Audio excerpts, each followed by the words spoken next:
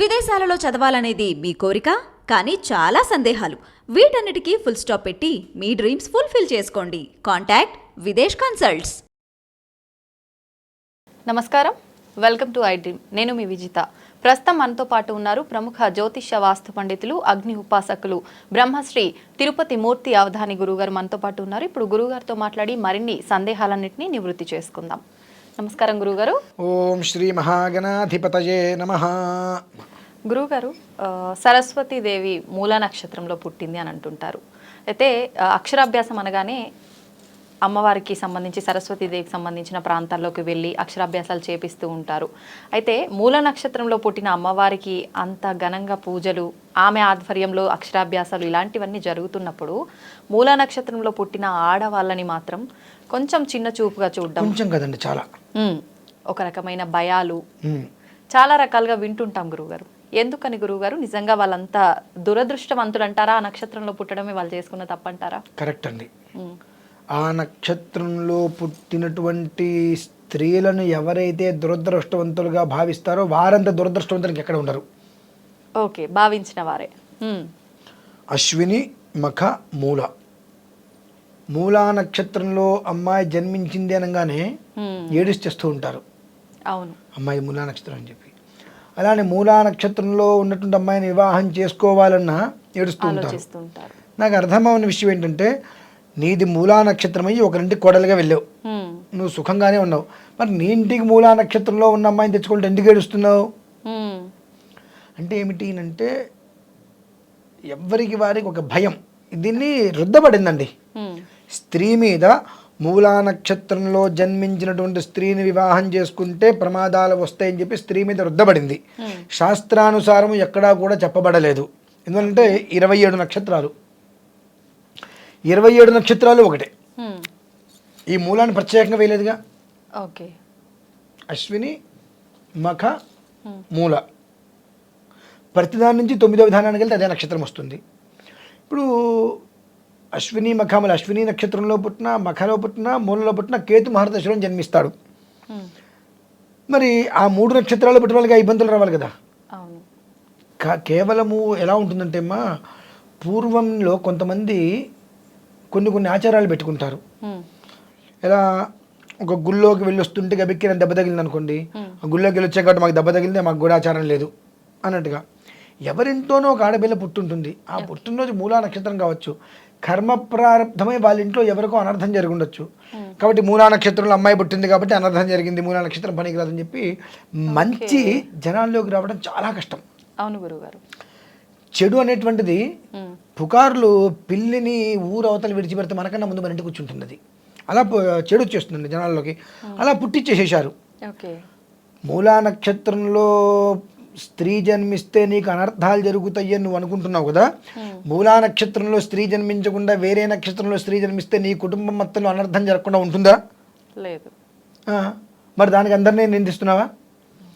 కేవలము స్త్రీ మీద మూలా నక్షత్రంలో జన్మించింది అనగానే రుద్దపడిందండి. మీరు అన్నట్టుగా ఇప్పుడు అమ్మవారిది ఉంది అంటే ధర్మం, అధర్మం, ఆపద్ధర్మాలు ఉంటాయండి.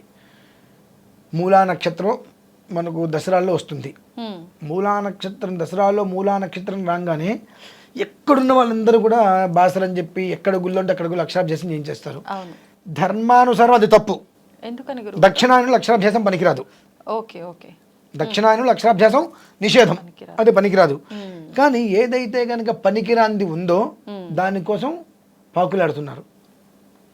ఈ పాకులాడే వాళ్ళకి కొంచెమైన విచక్షణ ఉందా అని ఆలోచిస్తా. అమ్మవారిది మూలా నక్షత్రం, ఆ సరస్వతి అలంకారం రోజు నాడు మూలా నక్షత్రం వచ్చింది కదా అని చెప్పి సరస్వతి అలంకారం చేస్తుంటే అమ్మవారి అనుగ్రహం కావాలని చెప్పి అసలు ఎక్కడ ఏది కింద మీద పడి 2 సంవత్సరాల పిల్లవాడికి కూడా గీతించేస్తున్నారు. ఓ నమ శివాయ ఏది పడితే రాయించేస్తున్నారు వాళ్ళ అవసరాన్ని, వాళ్ళ ఇష్టాన్ని బట్టి. మరి ఆ మూలా నక్షత్రంలో అక్షరాభ్యాసం చేస్తే మేము మా పిల్లలు బాగుంటారు, మా పిల్లలు బాగుంటారు, మా పిల్లలు బాగుంటారని ఆలోచించి చైనాంది కూడా చేసేటువంటి మీకు మూలా నక్షత్రంలో ఆడపిల్ల పుట్టింది, లేదంటే మూలా నక్షత్రంలో ఉన్నటువంటి పిల్లల్ని వివాహం చేసుకోవాలంటే ఎందుకు నీచమైన ఆలోచనలు వస్తున్నాయి? అది పనికిరాదు, ఇది పుట్టకూడదు, ఇది లేదు అని ఎందుకు వస్తున్నాయంటే బుద్ధి కర్మానుసారేనా అంటారు. అంటే ఎక్కడైనా మన బుద్ధి బాగుంటే జీవితం బాగుంటుందండి. ఓకే. మన బుద్ధి సరిగ్గా లేకపోవటం ఉమ్. మన తప్పు. ఉమ్. కానీ నేను వెధవ పని చేయడం తప్పు కాదు, నువ్వు వంటం తప్పు అంటే ఎట్లా అంటది? అవును. నా వరకు నేను చాలా ఉత్తముణ్ణి, ఉమ్. కానీ నీ చూపే తప్పుగా ఉందంటే కరెక్ట్ కాదు కదా. ఉమ్. ఇవి మానుకోవాలండి. ఎందుకంటే మూలా నక్షత్రంలో నిజంగా కొంతమందిని మీరు ఎంక్వైరీ చేయండి. ఉమ్. మూలా నక్షత్రంలో ఉన్న అమ్మాయిని వివాహం చేసుకుంటే వాళ్ళ జీవితాలు బాగుపడటం.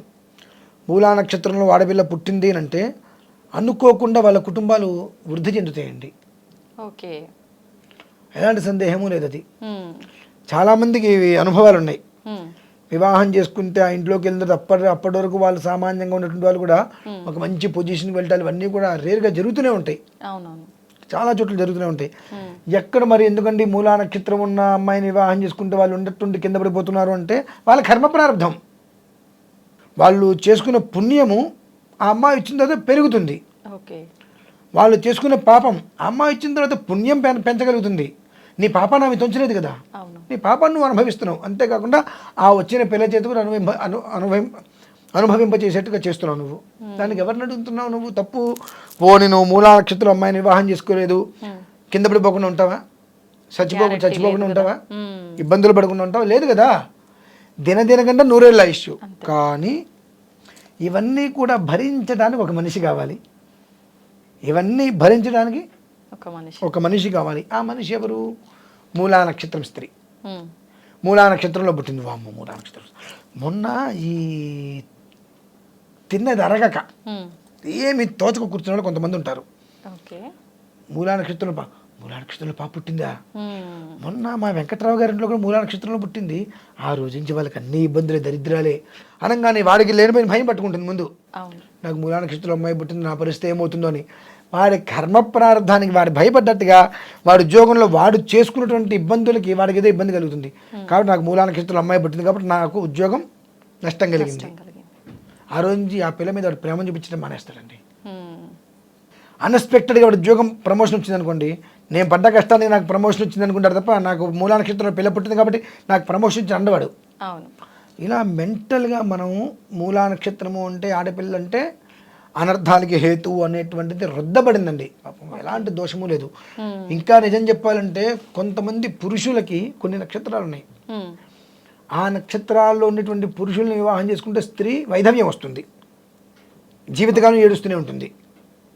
ఆ నక్షత్రాలు చెప్పామనుకోండి, ఇప్పటికే పురుషులకు పెళ్ళిళ్ళు కావట్లా, 30 ఏళ్ళు 40 ఏళ్ళు వచ్చినా ఇక ఆజన్మాంతం కావు.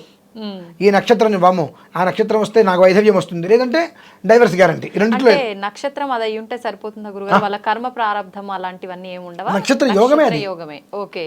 ఆ నక్షత్ర యోగాలు ఎలా ఉంటాయి, ఆ లగ్నాన్ని అనుసరించి జీవితం ఒక్కొక్కసారి బాగుండొచ్చేమో. అందుకనే అన్న అయితే వైధవ్యం, లేదంటే విడిపోవటం. ఓకే. ఓకే. అవి పురుషులు కొన్ని నక్షత్రాలు, ఆ నక్షత్రాలు బయట పెట్టరండి. ఏ ఒక్క పురుషుడు కూడా బయట పెట్టడు. ఎందువల్లనంటే పురుషాధిక్యత తగ్గిపోతుంది అనేటువంటి ఉద్దేశంలో. ఇప్పటికే 30 ఏళ్ళు 40 ఏళ్ళు వచ్చినా వీళ్ళకి పెళ్ళిళ్ళు కావట్లేదు. ఇప్పుడు ఆ నక్షత్రాలు నా 2ో 3ో నేను బయటికి పెట్టాను అనుకోండి, ఆ నక్షత్రం కానీ చి అంటారు, అయిపోయి. వాడికి 50 ఏళ్ళు వచ్చిన పెళ్లి కావు ఇంకా. ఏంటండి ఇది? తప్పది.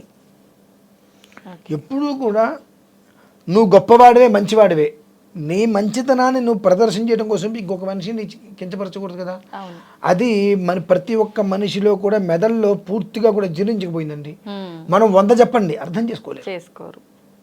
వాళ్ళు ఏంటంటే ఒక గీత గీసుకున్నారు, నేను వెధవని. ఎదుటి మనిషి వచ్చి బాబు వెధవ కాదయ్యా నువ్వు మంచివాడు అని చెప్పినప్పటికీ కూడా తప్పు, నా వెధవతనం నాకు తెలుసు కాబట్టి నేను ఇంతే ఉంటా అంటే ఏంటంటే నాకు వచ్చేటువంటి అదృష్టాన్ని నేను వదిలేసుకుంటా, నాకు వచ్చేటువంటి యోగాన్ని నేను వదిలేసుకుంటా, దురదృష్టాన్ని కొనుక్కొని ఎత్తి మీద పెట్టుకుంటా అనేటువంటి మూర్ఖులు ఉన్నంతకాలం కూడా ఎవరేం చేయలేవండి. అంటే అదేంటండి అంటే మూలా నక్షత్రంలో ఉన్న అమ్మాయిని ఇంటికి అడుగు పెడుతుందంటే ఏ జన్మలో ఏ పుణ్యం చేసుకున్నావో. నిజమండి అది. ఏ జన్మలో ఏ పుణ్యం చేసుకున్నావో ఆ అమ్మాయిని ఇంట్లో అడుగు పెట్టింది, నీ ఇంట్లో కూతురుగా పుట్టింది. జన్మల్లో చేసుకున్న అపూర్వమైన పుణ్యం నీ ఇంట్లో మూలా నక్షత్రంలో కూతురు పుట్టింది. నెత్తి మీద పెట్టుకో, కోట్లు గడిస్తావు నువ్వు. కానీ అవి చెయ్యం కదండి మనం. మూలా నక్షత్రంగానే ఆ తల్లి తండ్రి ఇద్దరి మొహాలు మడిపోతాయి. నాకు అనిపిస్తుంది అలా ఎవరైనా వచ్చి నా దగ్గర నా అమ్మాయిది మూలా నక్షత్రం ఉండి నాకు చాలా కష్టాలని చెప్పకపోతారా, చావగొట్టకపోతానా అనిపిస్తుంది.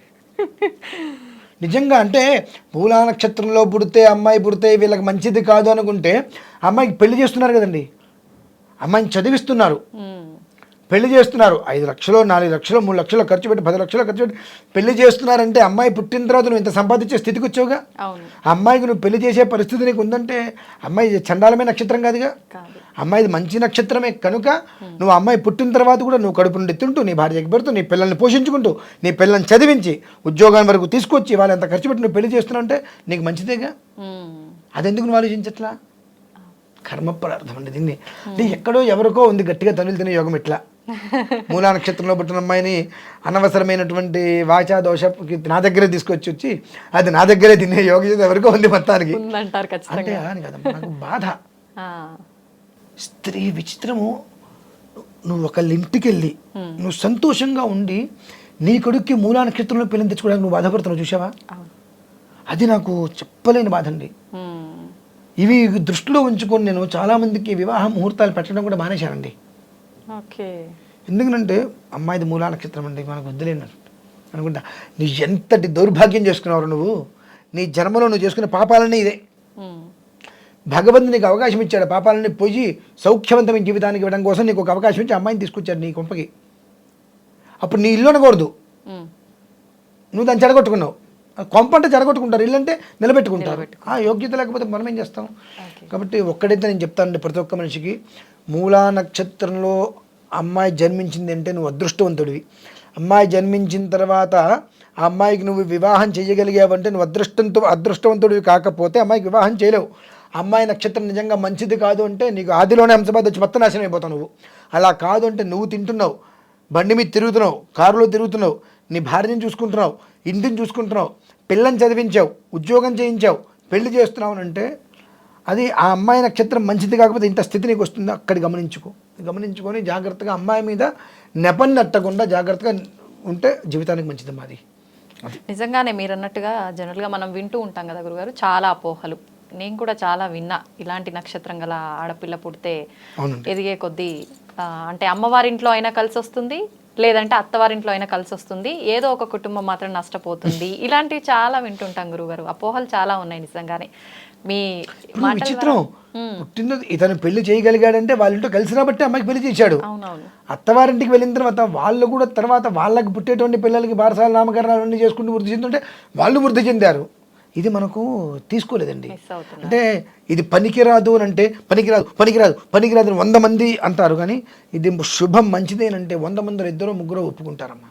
అంటే ఒప్పుకోవడానికి కూడా మన అహం అడ్డొస్తుంది. అది పరిస్థితి అక్కడ, అది విషయం. నిజంగా ఈ వీడియో రూపంలో అందరి అపోహలు తొలగిపోయాయని అనుకుందాం గురుగారు, తొలగిపోవాలి కూడా. అంతే. థ్యాంక్ యూ గురుగారు.